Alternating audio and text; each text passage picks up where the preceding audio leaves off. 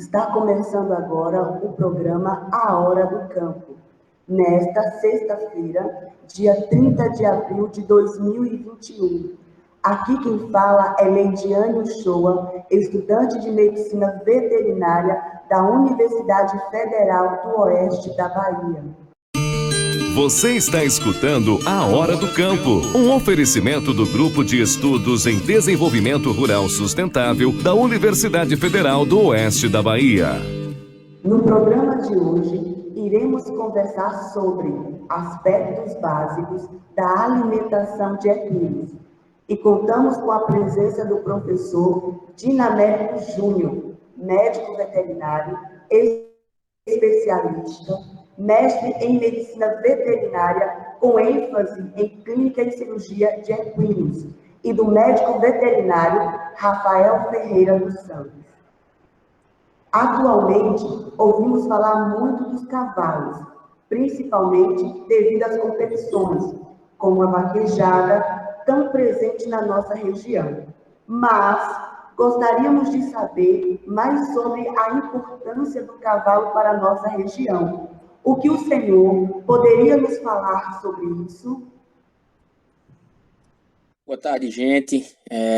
Primeiramente, eu quero agradecer o convite, né, em poder participar aqui do programa e contribuir, né, com a Hora do Campo e levar um pouquinho de conhecimento para nossos criadores, né, nossos pecuaristas e interessados, né, pelo nosso cavalo. Bom, gente, o cavalo tem importância, né, indiscutível, né, e muito grande a nível de Brasil e de mundo. O nosso Nordeste não deixa de ser diferente. Nós temos desde, né, aqueles cavalos utilizados na lida diária do homem do campo, né, para trabalhar o gado, para trabalhar seu rebanho, para aqueles cavalos de tração, aqueles cavalos para puxar a carroça, puxar o arado, né. E além disso, hoje nós temos muitos animais, né, voltados para as práticas esportivas, desde as cavalgadas, né, que são práticas esportivas mais leves, entre aspas, né, até a nossa famosa vaquejada, né, um esporte tipicamente nordestino, né, e o único esporte tipicamente brasileiro reconhecido é a vaquejada. Mas, enfim, o cavalo, a importância dele vai desde essa sua utilização, né, na lida direta do homem do campo com o gado, com o seu roçado, até as práticas esportivas, né, o que tem uma movimentação financeira, o que tem um impacto na economia muito grande. Só para vocês terem ideia, nós temos dados oficiais que a indústria do cavalo no Brasil, ela movimenta mais dinheiro do que a indústria automobilística. O último censo realizado, se não me engano, em 2016, constatou-se que só a indústria do cavalo no Brasil movimenta por ano mais de 16 bilhões de reais, o que é maior do que a indústria automobilística. Daí você tira, né, a importância, o impacto da criação de cavalo, né, que tem na nossa região, na nossa cultura, né, no nosso país.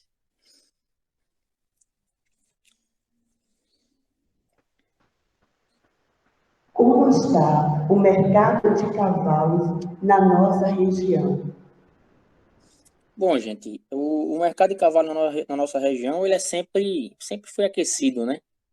E com o advento da vaquejada, que hoje vem ganhando cada vez mais espaço, né, a nível de Brasil, esse mercado está ficando mais aquecido ainda, movimentação financeiras aí enormes, né, de compra, venda de animais, o mercado de reprodução de equinos hoje que também está muito aquecido, né?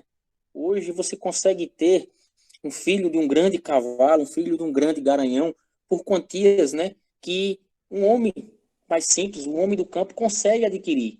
E isso trazendo uma genética de grande influência e de grande importância para o seu rebanho, né? Ou seja, você ter hoje um grande cavalo na sua propriedade é algo que está ao nosso alcance.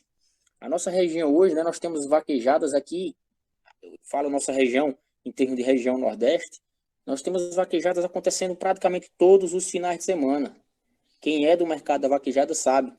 Desde pequenos bolões, que a gente chama, né, nos finais de semana, nas cidades, até as vaquejadas grandes. Tivemos uma pequena parada agora devido à pandemia, como todos sabem, né, que impossibilitou muito essas reuniões, mas que mesmo assim elas continuam acontecendo. Em menor volume, mas acontece. E aí, essas vaquejadas, elas não movimentam só o mercado do cavalo, e aqui eu friso a importância, né, em se manter e se preservar a cultura da vaquejada. Você vai no evento desse de vaquejada, você tem uma movimentação financeira muito grande, ali são milhares de famílias que sobrevivem diretamente da vaquejada. Nós temos dados da ABVAC, que é a Associação Brasileira de Vaquejada, que aponta que no Brasil, aproximadamente 600 mil famílias sobrevivem diretamente da vaquejada. Ou seja, é muita gente que tem uma dependência direta dessa prática esportiva. Desde aquele cara que está lá trabalhando nas pistas, passando um carro, do vendedor de cerveja, do vendedor de picolé, do cara do frete, de nós veterinários, né, dos vaqueiros proprietários. Enfim, é uma importância, né, que é indiscutível e penso eu que é um dever nosso, tanto como cidadãos, né, como médicos veterinários também, preservar e procurar melhorar sempre a vaquejada. Acabar jamais, né? Nós, como profissionais do cavalo, eu bato muito na tecla que a gente precisa evoluir sempre. Mas querer acabar com uma prática tão importante, com certeza não.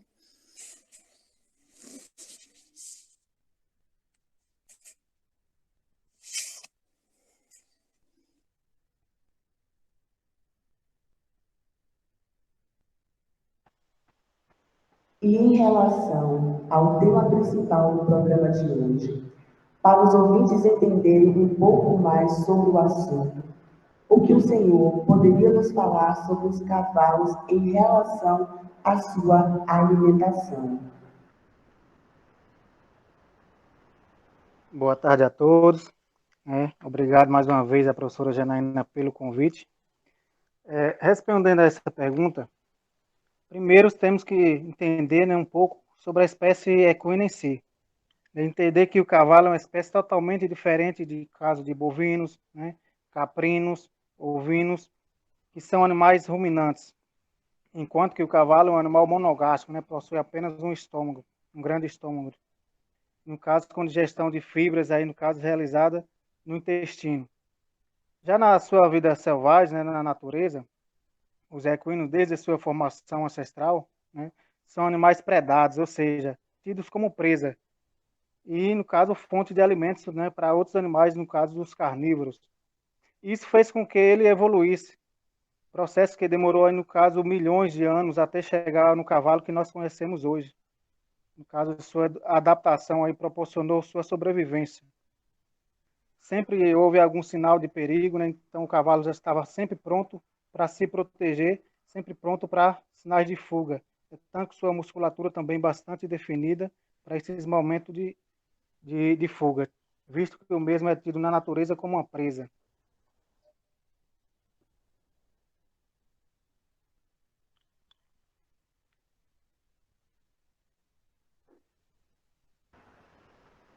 Interessante essa questão da evolução. O que o senhor poderia nos falar a mais sobre isso? Em que consistiu essa evolução na prática? Bem, a evolução da espécie, né, se deu de uma forma geral, né, em todos os aspectos. Os primeiros fósseis de cavalos, né, descobertos mostraram que o ancestral mais antigo do cavalo era do tamanho de um coelho. Ou seja, imagine só um animal muito pequeno, né, e que comia plantas rasteiras, né, e com isso, com a evolução do planeta, se tornou o cavalo como conhecemos hoje, né? Essas principais evoluções normalmente se deram no seu sistema locomotor, até porque isso é extremamente necessário para a sua sobrevivência, tendo em vista que é tido como presa e precisa ter esse sistema locomotor bem desenvolvido para fugir dos seus predadores, né? Também outra adaptação bastante interessante foi em relação ao sistema digestório dos equinos, desde os dentes, que evoluíram bastante, até o seu trato gastrointestinal, onde hoje temos um animal com um pequeno estômago, né, e um grande intestino. Isso faz com que é capaz de digerir o volumoso, né, e o capim. Porém, esse estômago pequeno, né, na espécie equina, faz com que esteja sempre pastejando, se alimentando em pequenas quantidades durante o dia. E diferentemente do caso dos bovinos, né, que são animais ruminantes, e nessas espécies ingerem uma grande quantidade de alimento de uma única vez, né, E depois, esses animais procuram um local com boa sombra para que possa terminar sua ruminação, que é o ato de voltar o alimento à boca e fazer uma nova remastigação. Já ao contrário, né, o cavalo é uma espécie bastante atenta e está sempre ali preparada para correr. Como eu falei, é uma espécie que é tida como presa no meio ambiente, e para isso ele tem que estar preparado, né, para uma possível fuga. Em relação aos intestinos, foi sofrer essa adaptação, que os animais comem pouca quantidade. É tanto com o hábito também, o cavalo é a única espécie capaz de dormir em pé, justamente para atento aos sinais de fuga.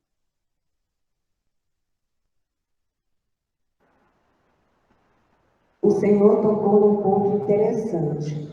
Falou na evolução até dos dentes dos cavalos. Como assim? Como foi essa evolução? Como são esses dentes? Existe dentista de cavalo? Bom, gente, sim, né, existem, né, por mais diferente e estranho que possa soar, existem sim esses profissionais, né, que trabalham com a saúde bucal dos cavalos, que somos nós, né, médicos veterinários, né, dentistas de cavalo. E esse tipo de profissional hoje, no Brasil, está cada vez mais presente no mercado. Papel importantíssimo na equidiocultura. Se nós for fazer um efeito comparativo aqui, nós seres humanos, né? Nós, para nos alimentarmos bem, né? Nós precisamos ter uma boa saúde bucal, né? Um bom cuidado com os dentes. Você tem que conseguir comer, né? Sem dente é muito difícil. Você conseguir se alimentar com poucos dentes, com dentes fraturados, com dor de dente é sempre muito complicado, né? Quem nunca teve uma dor de dente? A gente sabe que se alimentar nessas circunstâncias é muito complicado. No cavalo não é diferente. Um animal que passa aí, em média, 18 horas do dia mastigando, isso na sua vida livre, se ele tem algum problema odontológico, com certeza, essa quantidade de tempo que ele passa mastigando, se alimentando, vai cair muito, né? E aí, esses problemas dentários, né? Com esses problemas dentários, não há como mastigar qualquer tipo de alimento, né? E aí é sempre bom e importante nós estarmos averiguando essa saúde bucal por meio de profissionais capacitados. Existe uma recomendação, né, pelos nós médicos veterinários, que se façam essas avaliações odontológicas nos cavalos a cada ano. Porque além desse impacto que pode trazer na mastigação, né, ou seja, esse impacto direto no ganho de peso, esse impacto direto na trituração dos alimentos, nós ainda podemos ter alguns problemas comportamentais, né, pela falta de cuidado nos dentes. Como assim esses problemas comportamentais? Principalmente, gente, naqueles animais que utilizam os arreios de boca, né? Aquele animal que utiliza brida. O cavalo ele tem um dentinho bem chatinho, né? Que a gente chama de dente de lobo, que é um dente vestigial. É um dente que ali na boca do cavalo ele não tem nenhuma função aparente. E na evolução dessa espécie, esse dente vem desaparecendo. Hoje são muitos os cavalos, né, que não tem mais esse dente. Outros ainda têm. E quando eu vou fazer uma avaliação odontológica no animal desse, que eu percebo a presença desse dente de lobo, a recomendação nossa, né, veterinária, é justamente fazer essa extração do dente. Justamente por ele ter o impacto, né, no comportamento desses animais.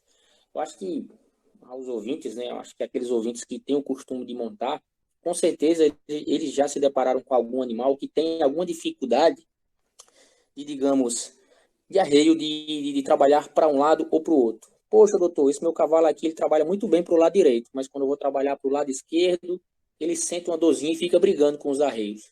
E aí a gente, quando vai lá examinar, que olha a boca, tá lá aquele dentinho, justamente daquele lado que ele falou que está doendo, aquele lado que ele falou que o animal não respeita os comandos. E aí, a partir do momento que eu faço a intervenção, extraio esse dente, esse animal volta a se movimentar, volta a receber, a executar os comandos, né, com maestria. Aí você tira. Em resumo, né, esses cuidados com os dentes são essenciais, tanto na questão da alimentação, né, são importantíssimos para realizar uma correta mastigação, como também na questão comportamental. Você está escutando A Hora do Campo, um oferecimento do Grupo de Estudos em Desenvolvimento Rural Sustentável da Universidade Federal do Oeste da Bahia.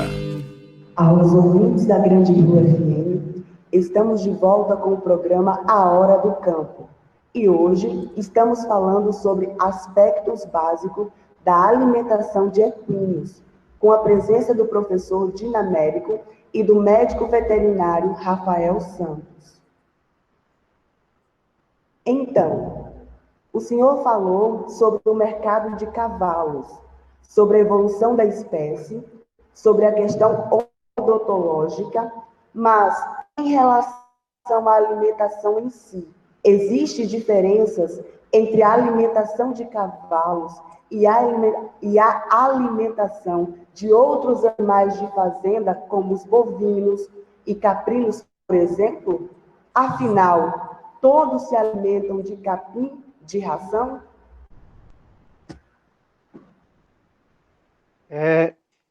Todos se alimentam de capim e de ração, certo? Porém, existem muitas diferenças, principalmente em relação à forma de fornecimento do alimento. E no caso dos cavalos, normalmente se dá de uma forma bastante distinta, no caso de ruminantes, bovinos, os caprinos, em relação principalmente à quantidade, né, e horários de fornecimento, e também ao tipo de alimento ofertado. Primeiro, a ração é um complemento da alimentação, né? Devemos sempre deixar isso claro. Então, se você cria, por exemplo, vaca de leite, com certeza você precisa ter uma ração bastante equilibrada para que esse animal produza muito mais leite. Bem, sabemos disso, porém, no caso dos cavalos, né? Qual o seu uso? No caso do cavalo, a gente usa o cavalo para força, para trabalho. Aí, se ele trabalha muito, é claro, com certeza vai precisar de uma boa fonte energética para realizar esse trabalho. Sendo assim, né, um potro, por exemplo, para o seu desenvolvimento, precisa de uma ração balanceada, uma ração com boa quantidade de proteína, isso para auxiliar, de forma geral, no seu desenvolvimento, crescimento de tendões, músculos e ossos. Ou seja, para cada fase do animal, né, existe um tipo de alimentação específica e também um tipo de utilização que vai influenciar no alimento que esse animal vai fornecer, né, que o proprietário vai fornecer para esse animal. Mas, no geral, né, os cavalos bem alimentados com o capim, um cavalo que não precisa ter esse trabalho forçado, né, não tem uma atividade diária, basta um capim de boa qualidade, uma água de boa qualidade e um sal mineral, né, já vai estar atendendo às exigências desse animal. Então, para cada fase e para cada tipo de trabalho, o produtor deve ficar atento, pois o alimento deve ser oferecido de acordo à exigência de cada animal, né? Atender à exigência de cada animal.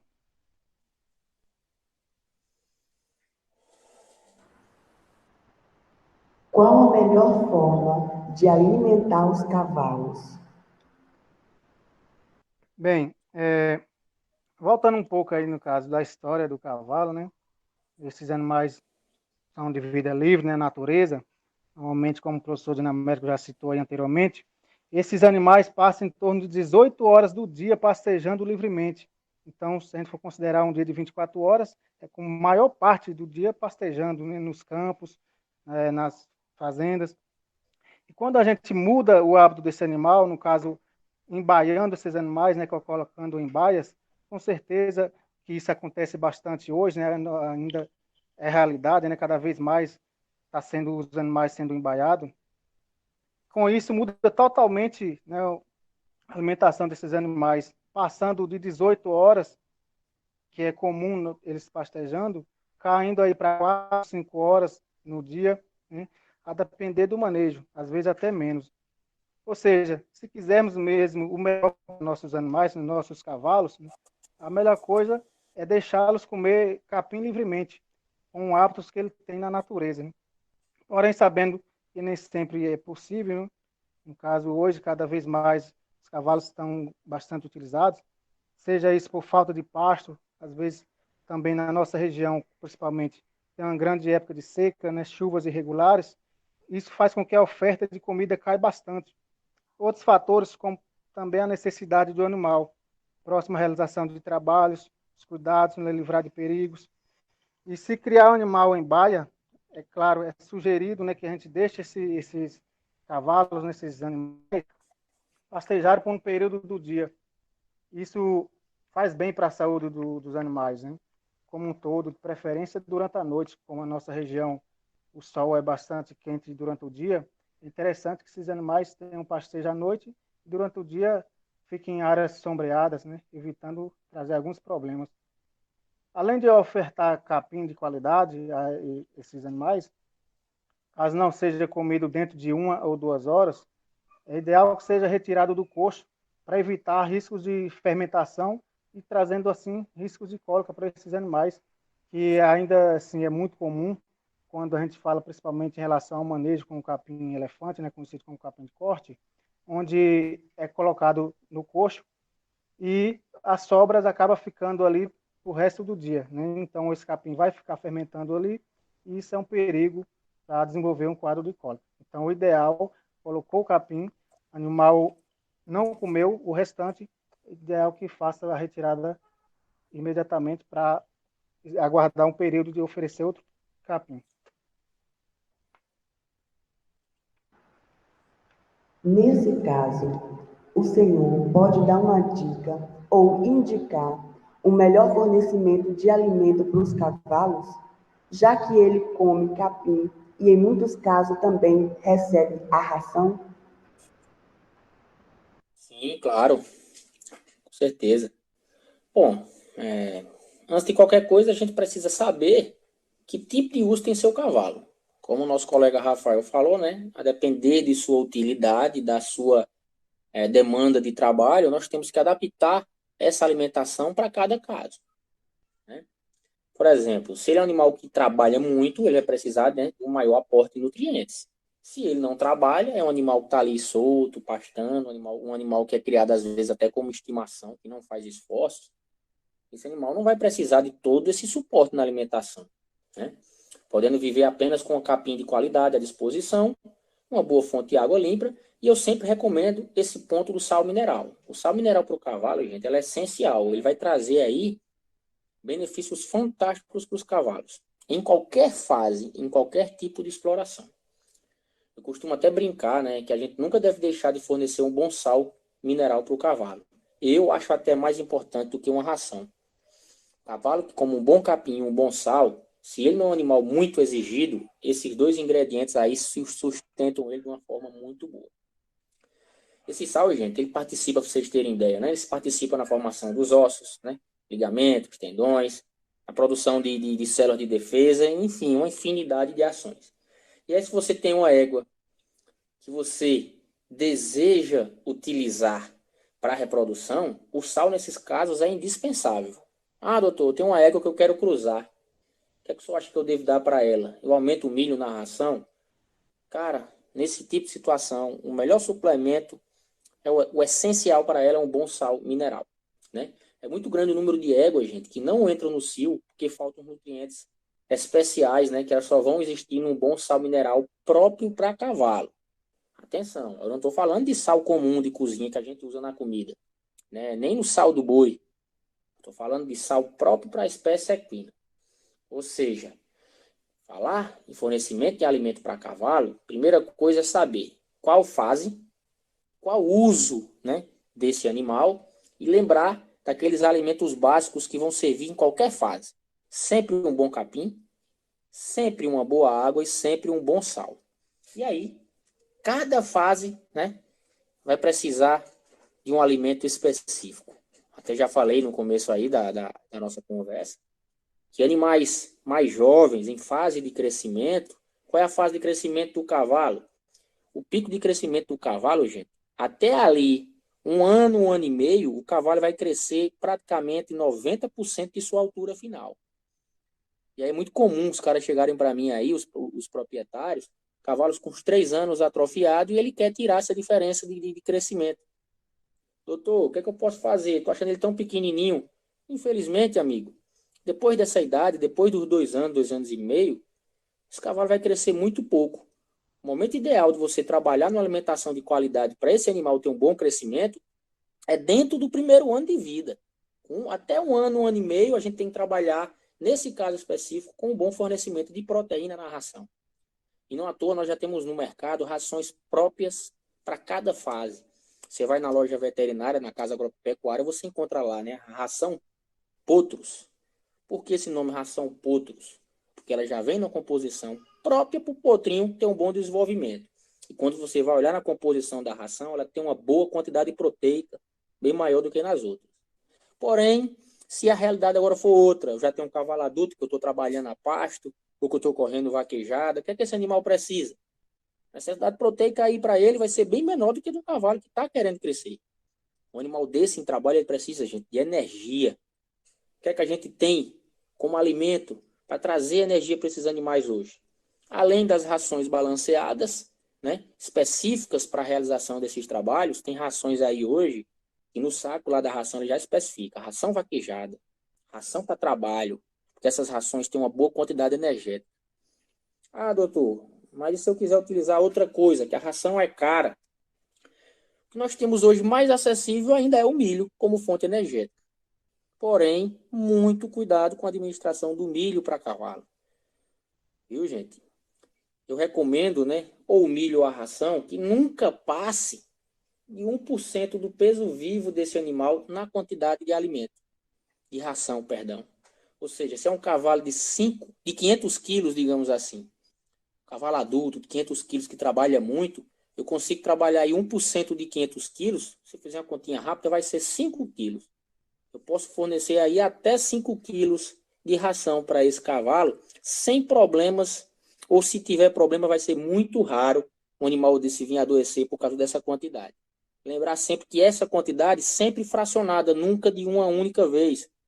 Pega uma ração dessa, não vai dar 5 quilos no dia, eu vou dividir, eu vou dar aí aproximadamente 1,5 kg de manhã, 1,5 kg de tarde, e aí já foi 3 quilos, faltam mais 2 quilos para completar os 5, deixo para dar os 2 quilos no final do dia. Isso, um exemplo para animais que estejam trabalhando, viu, gente? Enfim, cada realidade tem, né, uma exigência específica.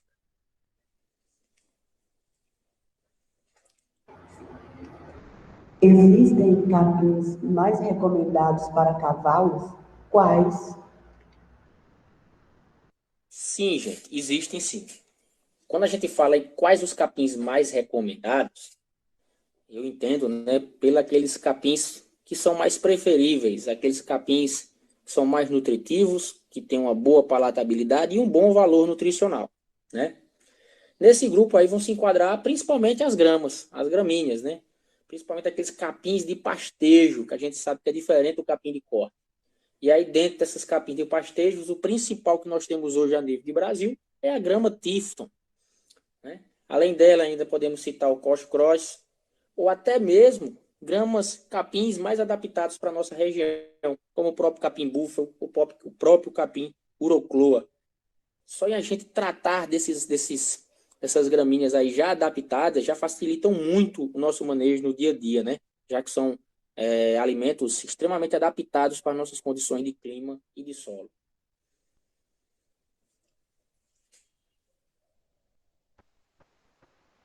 E quanto aos capins de corte? Posso oferecer capim-elefante, por exemplo? Sim, gente. Com certeza nós podemos fornecer capins de corte para os cavalos. O que nós temos que ter cuidado é em relação ao ponto de corte.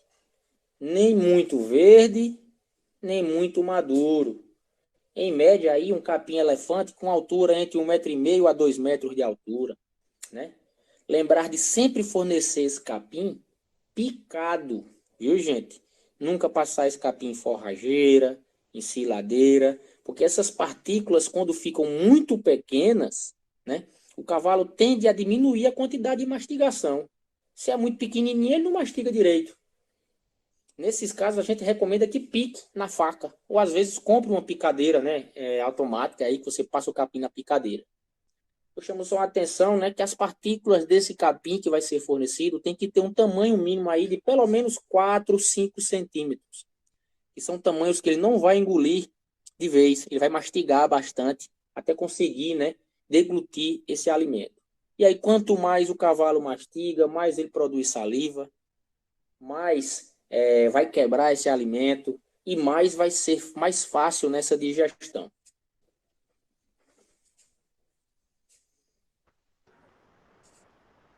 Qual capim não é recomendado para cavalo? Na verdade, não existe necessariamente um capim proibido para cavalos, né? Tudo depende da questão de manejo. Primeiro, fala-se muito em não fornecer os capins da família dos pânicos. A gente conhece aí como Mombasa, né, mais conhecido aqui também Tanzânia. Porém, o detalhe está em relação ao manejo, né? Tudo é relacionado ao manejo da pastagem. Como foi falado anteriormente, não pode fornecer capim nem muito verde e também não muito seco, né? Não muito maduro. Isso aí varia muito de cada espécie de capim. O ideal, né, o produtor fique sempre atento ao manejo correto do capim, não ser menos de 90 dias, por exemplo, de um capim Mombasa, e não muito, que tem uma mania, né, o pessoal produtor, às vezes eles acham que o capim maduro é o capim que vai ter maior teor de proteína, né? Como a gente sabe, totalmente ao contrário. O capim, quando já está no maduro, ele já está perdendo proteína, só vai ter ali mais fibras. Então, não existe, na verdade, um capim proibido para cavalos, existe toda a questão de manejo. O senhor comentou sobre a forma de fornecimento, mas e sobre as quantidades? Como poderemos fazer para alimentar os cavalos de forma segura? Bem, essa é uma questão bastante interessante, né, e que a gente, no campo, já tem muita pergunta relacionada a isso, né? Quanto deve oferecer de ração para o cavalo? Primeiro, a recomendação é que o ideal, né, é que o cavalo tenha sempre capim à sua disposição para se alimentar, seja por pastejo ou em forma de feno, coisa que é muito difícil de conseguirmos, né? Pois custa muito caro aí para o produtor manter um capim de qualidade à disposição do seu cavalo.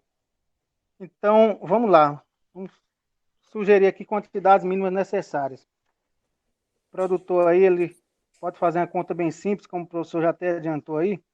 De forma geral, recomenda que um cavalo consuma 3% do peso vivo por dia, né? Inclui aí o capim, que é o volumoso, e também o concentrado, né? Popularmente chamado de ração. Vamos lá. Porém, a sugestão é que o concentrado, né, seja fornecido em até 1% do peso vivo, 2% do volumoso e 1% do concentrado. Fazendo um cálculo aí para um animal de 500 quilos, precisaria comer 5 quilos do concentrado, né, balanceado, no caso a ração, por dia, e sobraria aí 2% do peso vivo de volumoso seco. Né? Ou seja, se você fornece, por exemplo, feno, né, esse animal de 500 quilos precisaria de pelo menos 10 quilos de feno por dia. Já se você fornece um capim verde, no caso picado, né, grama, aí deve lembrar que o alimento verde ele contém muito mais água, chegando a em torno de 80% do peso total é água no capim verde. Aí já nesse caso a conta precisa ser refeita, né? Aí a gente sugere que, no caso do capim seco, né, como citado aí, um cavalo de 500 quilos precisaria comer 10 quilos de feno, referente a 2%, e 1 quilo e 5 quilos de concentrado, né? Referente a 1%. Então, se a gente for somarmos aí 10 quilos de feno, considerando que o capim seja verde, ele tem aí 80% de água, seria aí, né, então, aproximadamente 18 quilos de capim verde por dia, certo? Isso fracionado aí em 2, 3 ou 4 porções por dia. Isso aqui é um ponto também bastante interessante. Jamais você vai pegar esses 5 quilos, por exemplo, do concentrado, que o animal precisa durante o dia, e fornecer de uma única vez. Né? É interessante que seja fracionado em pelo menos 3 vezes, talvez seria o ideal para a nossa realidade. Muito dificilmente os produtores fazem isso, né? Isso traz risco, sim, para o animal, está oferecendo de uma forma única. Outro detalhe em relação à forma de fornecimento é, em seguida, né? Jamais oferecer o concentrado juntamente com o volumoso. É ideal que você tenha um intervalo ali de um para outro, pelo menos de 2 horas. Ou seja, de manhã oferece ali o concentrado, espera 2, 3 horas e oferecer o volumoso em seguida. No final da tarde, fazer esse outro manejo, certo? Sempre respeitando esses intervalos, pelo menos de 2 horas, para oferecimento do capim e da ração, que é o concentrado. E o que não se pode ser feito em relação à alimentação de cavalos? Bom, vamos lá. O que não se pode fazer em relação ao alimento de cavalo? Peço a atenção de vocês, né, que tenham muito cuidado com essas receitas milagrosas, né, com essa vontade exagerada de querer ver o cavalo gordo. Primeira coisa, gente, gordura não faz bem para ninguém. Acho que todo mundo sabe disso, né? A gente chega no médico ali, o médico quando vê que as taxazinhas estão um pouco alteradas, diz, ó, vamos perder um pezinho. Para o cavalo não é diferente, né? Gordura não faz bem para ninguém, ok? E aí, muita atenção com essas dicas milagrosas. Vamos fazer essa mistura de ração para esse cavalo engordar. O cavalo é um animal muito sensível no seu trato gastrointestinal. Para cavalo ter cólica é a coisa mais fácil do mundo. Cuidado com essas receitas milagrosas. Então, atentem-se a essas quantidades que eu falei e sempre dê preferência às rações prontas.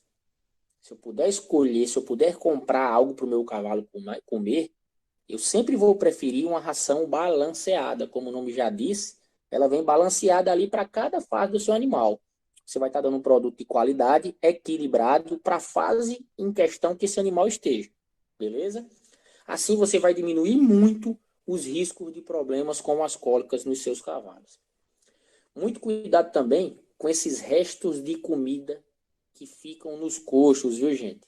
Todo e qualquer resto de comida deve ser jogado fora. Esses alimentos, eles fermentam. E essa fermentação faz um mal danado se o cavalo ingerir, né, esse resto de comida. Tá ok? Ou seja, sempre que eu for colocar uma comida nova, a primeira coisa que eu faço é olhar esse coxo, faço uma boa limpeza desse coxo para trazer o novo alimento. Tranquilo?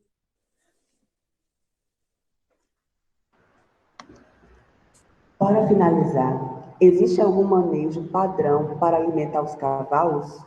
Qual sugestão de alimentação o Senhor nos dá? Bom, vou dar algumas dicas aqui, né? Primeira coisa, nunca misture os alimentos no coxo. Ou o animal você fornece só o capim ali no coxo, ou então só a ração. Já vi em alguns criadores, nas minhas andanças, de você chegar lá, tá ali do lado um capim verde e do lado do coxo, ali bem do ladinho mesmo, a quantidade de ração. E o cavalo comendo um pouco da ração, um pouco do capim, daqui a pouco misturava tudo e ingeria tudo ao mesmo tempo. Muito cuidado com esse tipo de manejo, principalmente em se tratando de capim verde, viu, gente? Lembra que o capim verde ele tem mais água. Essa água do capim, para fazer a fermentação da ração também, é bem mais fácil. Uma outra realidade se a gente estiver trabalhando com feno, né? Mas o feno também evita estar misturando esses alimentos, né? Esses alimentos, se eles misturarem no estômago, é danado para dar problema. Isso, gente, é uma medida preventiva, né? Se você não misturar, né? Que pode minimizar e muito aí os casos de cólica na sua propriedade. Lembre-se sempre de oferecer uma água de boa qualidade. E que essa água também sempre esteja à disposição do seu animal. Pois a maior parte dos casos de cólica na nossa região nordeste, na nossa região semiárida, se dá pela desidratação do conteúdo alimentar. Acho que todo mundo aqui já passou por seca, sabe o que é isso. O cavalo sai catando só folha seca, seca, seca, e aquele dali, né, como diz a história, né, empanzinam, aquele dali entope o intestino do cavalo. Entope por quê? Porque não tem água, que desidrata, forma um tampão. E aí o cavalo vem, desenvolve uma cólica e termina vindo a óbito, né? E é isso, gente. Sempre ter cuidado com não misturar esses alimentos, sempre lembrar de uma boa água, né? E que manter esses cuidados de higiene aí, de coxo e de instalações. Nossa, muita coisa interessante foi discutida hoje.